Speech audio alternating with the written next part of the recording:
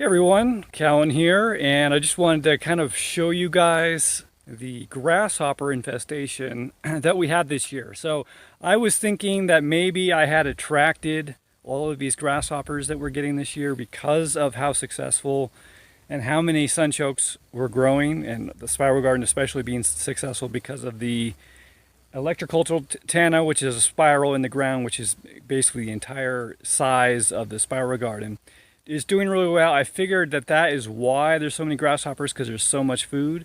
But it sounds like, actually, I was talking to Jesse, he says this is not normal, but everyone around this area is kind of seeing this, and it happens every few years or so. So this is something that happens on a cycle. So let's take a look at some grasshoppers, and then we'll take a look at some of the damage that they do. See, even just looking right here, we can see this guy. And that's one type of grasshopper. We got this other guy. He's bigger, he's got long wings, and he's green. Next to him, the little dude of a different type. Here's another one. There's a whole pack right there. There's another little one guy. There's a big one back there. So they're everywhere. There's so many. Oh, you guys, we got some grasshopper sex going on here. Can you see? Uh-oh, don't disturb them. Trying to get a good view without disturbing them. Kinky.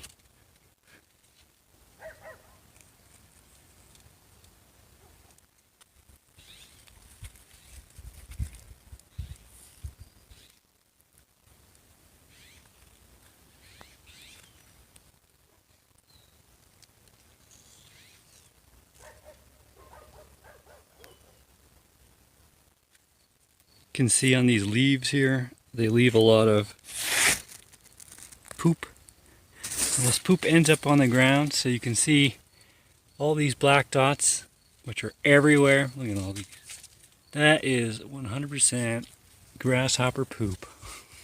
So let's take a look at some of the destruction that they get up to. You can see this is a amaranth plant, and they've pretty much eaten most of the leaves. In fact, probably the flower was here, so we have another amaranth over here.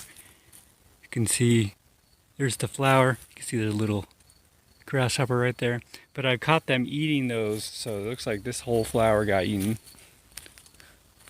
This guy up here, he is eating that whole leaf. And they do tend to prefer to eat the newer stuff usually, so it usually will come through here, but this guy for some reason's enjoying the older stuff. So this whole garden bed was planted about the same as the rest, but it's significantly shorter than all of them, and it's because of the grasshoppers, and we'll show you more specifically what's going on here. So you can see the top of this plant, where it usually will grow new growth, which is going to continue to make it go taller, gets eaten almost instantly. See, all these leaves have been eaten, and even to the point where some of these plants almost don't even get off the ground. Like, these are very, very short, and it's because of you. You're the one. So I'm not actually worried about the grasshoppers. I planted plenty of food for all of them to eat, including for some of the gophers to eat, as you can see. And my philosophy is, it's kind of hard to prevent these things from happening naturally. And I like the idea of being able to provide food for all of these beings. So basically my philosophy is make as much food as you can, and keep in mind that, a large percentage of it may be getting eaten by people who aren't people, non-man animals, insects, these types of things. So, ideally, if I was running a business or operation, I'd want a little bit more security about making sure my plants are not going to get eaten. I think that, honestly, the grasshoppers, I think all these that are growing are going to be fine in terms of how much food they produce. I think it's the moles, the guys underground who are eating the roots, who basically take the whole plant out, and there's not going to be anything there, which are the main problem. And basically using the pots, so we'll go take a look at the pots real quick, but using the pots is a way to kind of ensure the crop. So the pots are something I know I'm going to get, and I know it's at least 3 months of food, so I can live through the winter off the pots, even if all the animals eat everything else, including the spiral garden. So here's the row of pots, and it's doing pretty good. I mean, it's nowhere near as high as the spiral garden, but it's about as high as everything else. maybe a little bit less. But they're not really getting eaten that much by grasshoppers. There's a little bit, and definitely no gophers are going to be eating them. So this is my serious crop.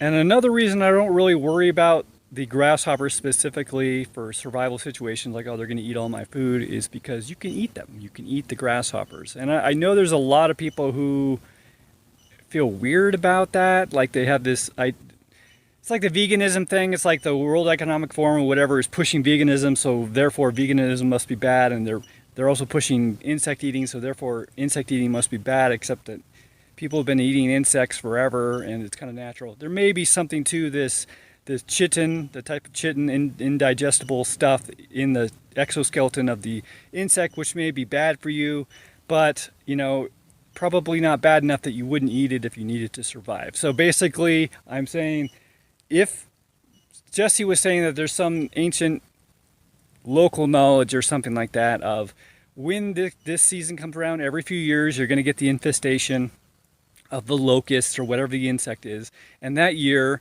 the food that you eat is the locust. That's what's on the menu. So that's just being adaptable and being able to survive in a situation where things are maybe not ideal. But because things are more ideal for me, I choose not to eat them because, you know, I'd rather let them live and enjoy their lives. So anyways, that's the grasshopper infestation. I hope you enjoyed, and I'll see you later.